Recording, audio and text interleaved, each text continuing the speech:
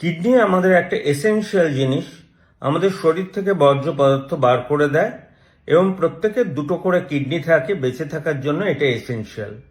তবে যদি একটা কিডনি সম্পূর্ণ সুস্থ থাকে, মানুষের যদি একটা কিডনি বাদও যায় কোনো কারণে, সে কিন্তু নর্মাল লাইফ লিড করতে পারে।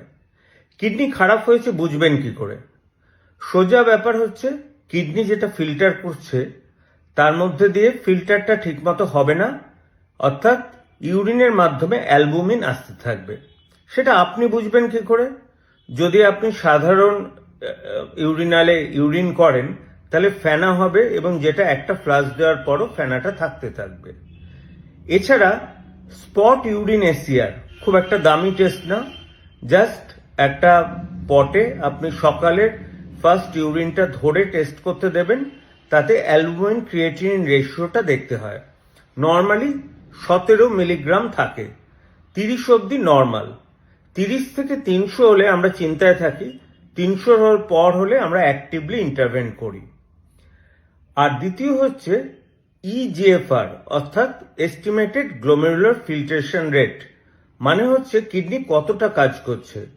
দুটো কিডনি মিলিয়ে সাধারণত বিদেশে 90 ধরা হয় নর্মাল, আমাদের দেশে 60। কারোর যদি ইজিএফআর 55 হয় তাহলেও খুব চিন্তার কারণ নেই, সেটা বয়সের উপর নির্ভর করছে।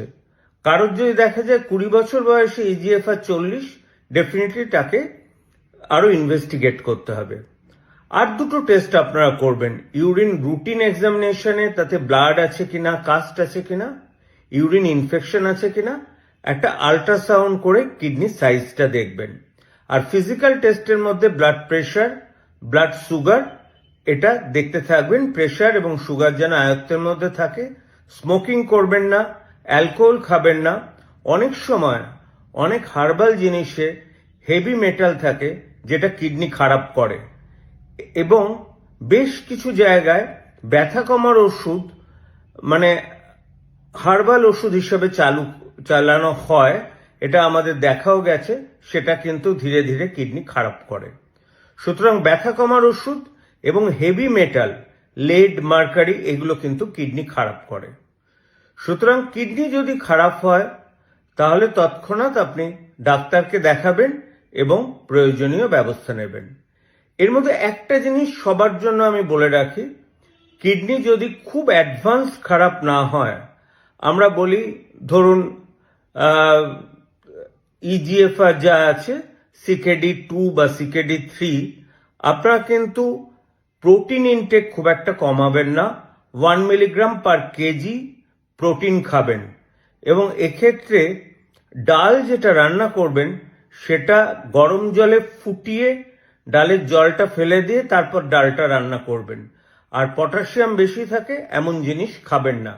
জল কতটা খাবেন? যদি পা না ফোলে তাহলে যতটা টেস্টটা পাবে, আর পা ফুললে জলের পরিমাণটা আপনার দেহের ক্ষেত্রে 30 ml পার কেজি, তার থেকে অনেকটা কমিয়ে দিতে হয়। সেগুলো ডাক্তারবাবুর পরামর্শ নেবেন। ইন ব্রিফ আজকে কিডনি সম্পর্কে একটা বললাম, এটা দিয়ে যতটুকু আপনারা লাভ পান দেখুন।